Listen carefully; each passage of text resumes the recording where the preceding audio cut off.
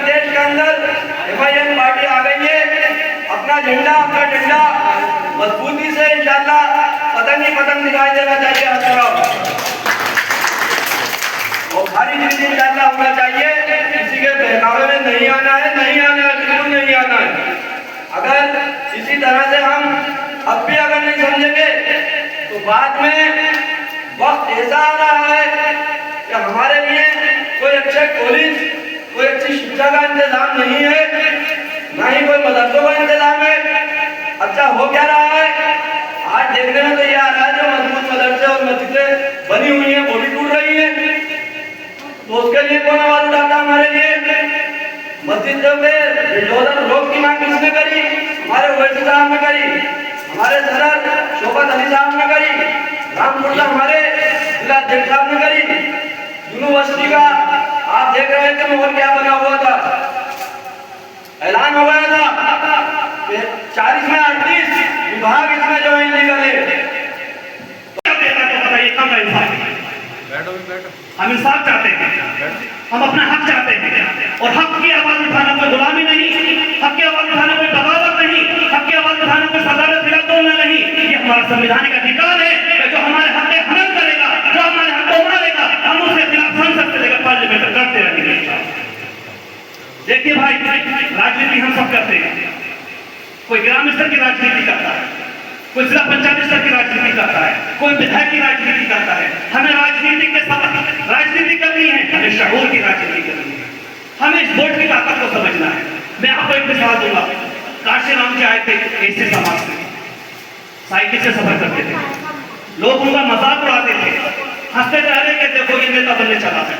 लेकिन वही काशी राम जी जब अपने कौम को बेदाग करने निकले, घर घर गली गली नुक्कड़ नुक्कड़ पहुंचे, सभाएं की, उनके लोगों ने एक ठान लिया कि हम हारे या जीते, हमारा वोट काशीराम जी बन जाएगा। और वो एक दिन ऐसा आया कि उसने 18% वाले महिला को मुख्यमंत्री बना के खड़ा कर दिया। क्या अकेले मुख्यमंत्री मायावती क्या लोग बना सकते थे? नहीं बना सकते थे, लेकिन उन्होंने एकता दिखाई, इकट्ठा हुए, जमा हुए और कहा कि हम अपना गड्ढा जो है खुद ही भरेंगे।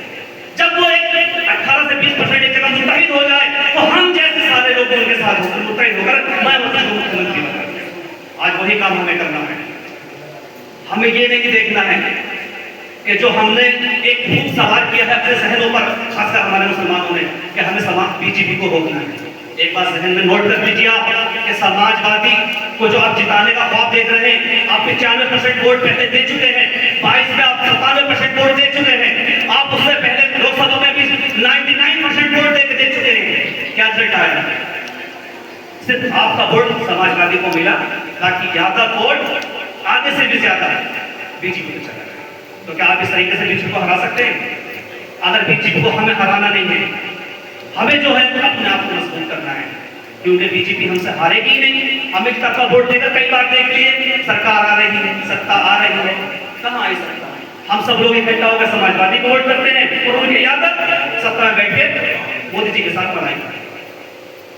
हमें इस चीज के साथ, बेदारी के साथ, इस राजनीति के साथ हमें शऊर पैदा करना है। अपने उसके बाद में लोगों ने जाकर अपने ज्ञापन दिए, सबसे पहले हमारी MIM पार्टी ने दिए।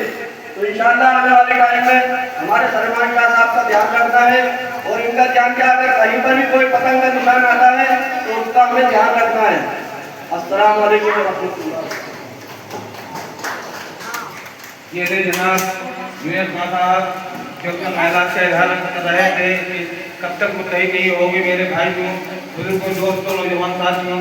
70 साल से हमें यूं लगा जा रहा है, कभी समाजवादी के नाम पर, कभी कांग्रेस के नाम पर, कभी बहुजन के नाम पर हमारा वोट तो ले लेते हैं, मगर हमारे मसाइल को ये पार्लियामेंट विधानसभा में नहीं उठाते। क्यों नहीं उठाते? कि उनको पता है कि ये वोट रोज होके हमें ही देंगे। अब अल्हम्दुलिल्लाह ऑल इंडिया मजलिस आप लोगों के बीच में आ चुकी है और ये आपके मसाइल को सड़क से लेकर संसद तक उठा रही है। असदुद्दीन ओवैसी साहब जो है पार्लियामेंट में आपकी आवाज़ दिमाग में रखते हैं, और अब मैं दावत देने जा रहा हूँ शोरा बयान मुक़द्दिस और ऑल इंडिया मजलिस के यूथ नायब सदर जनाब आशिक रज़ा साहब को शेयर के साथ में कि मुत्तहिद होके तो कहलाओगे मोमिनो वादी, मुत्तहिद होके तो कहलाओगे मोमिनो वादी, मुंतशिर होके तो रिश्तों में सफाया होगा। जनाब। खुदा ने आज तक उस कौम की हालत नहीं बदली, खुदा ने आज तक उस कौम की हालत नहीं बदली, ना हो एहसास जिसको खुद अपनी हालत बदल ले। अस्सलामु अलैकुम व रहमतुल्लाह। तशरीफ फरमा हमारे सदर मोहतरम जनाब सलमान शाह और हमारी टीम के तमाम जिम्मेदारान और हाजिरीन मजलिस, आज हम आपके बीच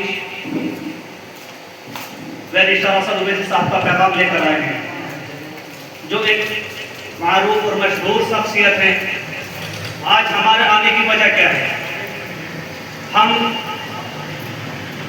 देश हमारा 1947 को आज़ाद हो गया था। 1947 के आज़ादी के होने के बाद से हमने आज तक लगभग 30 से 40 साल तक कांग्रेस को वोट किया।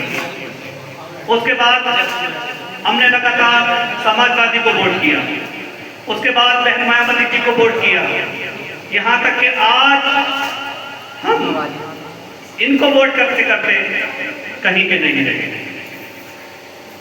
संविधान ने जिसने सभी को अधिकार दिया है, उसमें मुसलमानों को भी अधिकार है। भाई हर समाज की अपनी पार्टी है, हर समाज का अपना नेता है, हर समाज का अपना लीडर है, हर समाज का अपना विधायक है। तो क्या मुस्लिमों का विधायक होना गुनाह है? क्या संविधान हमें अधिकार नहीं देता है चीज का? अरे संविधान ने हमें अधिकार दिया है। लोकतंत्र की ताकत है कि आप जाओ और चुनो और अपने हक के लिए लड़े। आज हमें लड़ने की जरूरत क्यों पड़ी? आज हमें आवाज उठाने की जरूरत क्यों पड़ी? हिंदुस्तान का माहौल सोशल मीडिया पर हम सभी देख रहे हैं किस तरीके से नफरत वाला माहौल बना दिया गया है।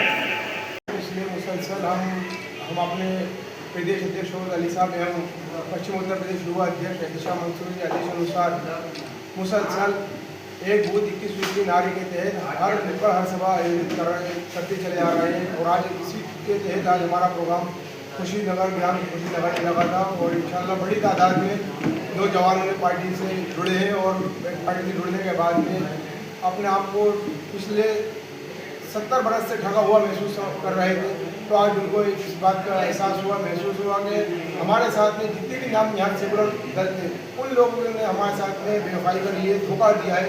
हमारे मुद्दों पर हमारी बातों को ऐवानों में सही से नहीं रखा गया, हमारी बातों को हमारे मुद्दों को नहीं उठाया गया। उन सब बातों को दुख लेकर आज उन लोगों ने काफ़ी बड़ी तादाद में समाजवादी पार्टी और दीगर पार्टियाँ छोड़ने के बाद में आज पार्टी जोड़े। समाजवादी पार्टी के सांसद हैं मौलाना महबूबुल्लाह नदवी, उन्होंने एक बयान दिया था। उन्होंने कहा था कि ओवैसी साहब जो है पहले तेलंगाना और उसके आसपास के राज्य हैं उनको मजबूत करें, क्योंकि उनकी जो वहाँ पे सीटें हैं कुल 7 सीटें हैं, 7 MLA हैं, तो पहले वहाँ पर मजबूत करें, उसके बाद फिर दूसरा स्टेट देखें। और कितना मजबूत करें? वहाँ पर मुसलमानों को आरक्षण नहीं मिल रहा है। वहाँ पर मुसलमानों की ना तो दाढ़ी नोची जा रही, ना टोपी छीनी जा रही, ना हिजाब छीना जा रहा है, ना लिंचिंग हो रही है। सबसे पहले आप ही की हुकूमत में, आप ही की रियासत में लिंचिंग हुई थी अखलाक नाम की दादरी में, कहाँ पहुँचा दिया है? और आए दिन लिंचिंग हो जाती है, दाढ़ियाँ नोची जा रही, टोपियाँ नोची जा रही। उसी चीज़ को मजबूत करने के लिए आए हम। बात विधायक की नहीं है, हमारे तादाद कितनी है विधायक की, हमें ये देखना है कि हम मजबूत कितने।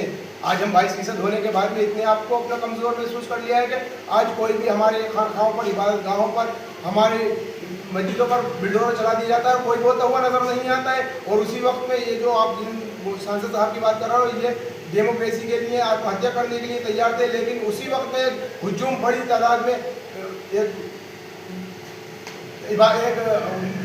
आपका मज़ार को शहीद कर देती है उसी टाइम पर, उसी दिन के वाक़े, लेकिन कुछ नहीं बोलते हैं। बहुत दुख की बात है।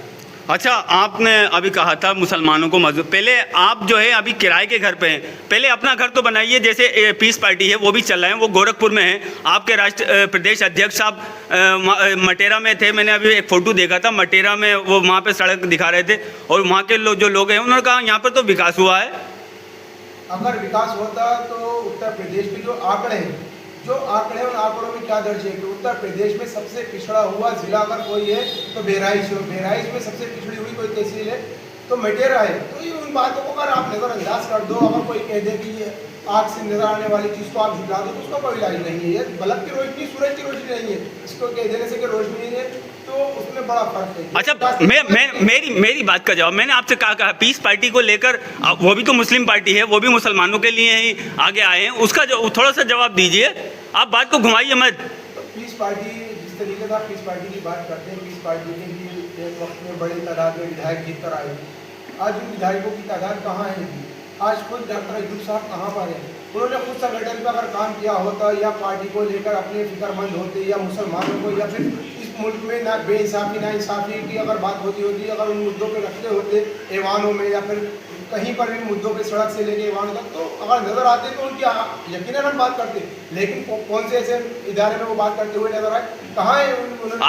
आप सबसे आपके जो राष्ट्रीय अध्यक्ष, प्रदेश अध्यक्ष, सारे जो दीगर संगठन है, इनसे बात कर रहे हैं कि साहब गठबंधन हो जाए, मगर अभी तक ये आवाज़ नहीं आई है कि साहब पीस पार्टी से हमारा गठबंधन हो जाए। तो फिर वही बात कि इनके आपने इस तरीके से कहा इनके बड़ी तादाद में विधायक आए थे, कहाँ है वो विधायक? कहाँ इन्होंने कहाँ मुसलमानों की बात उठाई? किस बुनियाद पे इन्होंने समाजवादी में विलय किया था? आपको वो बात याद है या नहीं है? कहाँ गए इनके विधायक? ना तो इनके विधायकों का पता है, ना इनका खुद का पता है, चुनाव के दिनों में नजर आ जाते हैं, इनके साथ में कोई नहीं है, सिर्फ विले कर रोना रो रहे हैं, इसके अलावा इनके पास कुछ नहीं है करने को। अच्छा, अभी एक बयान सोशल मीडिया पे बहुत तेज़ी से चला था, यूपी के पूर्व प्रदेश अध्यक्ष और वो हैं विधायक नहीं हैं मगर यूपी के डिप्टी सीएम है केशव प्रसाद मौर्य, उन्होंने एक बयान दिया है मदरसे, अभी तक आपकी पार्टी या किसी का भी उस पर स्टैंड नहीं आया। आपको यह ध्यान रखना चाहिए, आपको आगे बोलना चाहिए और कान के साथ में बोलना चाहिए। सबसे पहले अगर कोई बोलता हुआ नजर आया है तो वही साहब बोलते हुए नजर आए। वही साहब ने कहा था, वही साहब ने कहा है कि सबसे पहले इस आज़ाद भारत का अगर कोई आतंकवादी है तो बताए वो कहाँ से निकल कर आया था, वो कहाँ का पढ़ने वाला था? गोडसे, यदुराम गोडसे कहाँ का था? और फिर उसी का भाई गोपाल गोडसे कहता है कि जिस दिन हम सत्ता में आए तो मंदिर बनाएंगे, आज मंदिर बना दिया। बताइए कहाँ की तालीम हासिल करे हुए हैं? और आप मदरसे को कहते हो? मदरसे के तलबा, मदरसे से तालीम हासिल करने वाले इस जंग आज़ादी में 1958 की जंग आज़ादी में इस मुल्क को आज़ाद कराने के लिए अगर सबसे ज़्यादा किसी ने कुर्बानियाँ दी है तो मदरसे से तालीम हासिल करने वालों ने दी है। आप बात करते हैं मदरसों के तलबाओं की, मदरसे के तलबा इस दर्जे के हैं कि अगर इस मुल्क से इतनी मोहब्बत करते हैं जितनी शायद अपने अजीज़ व अकारीब से नहीं करते। तलबा के मदरसे। बहुत बहुत धन्यवाद।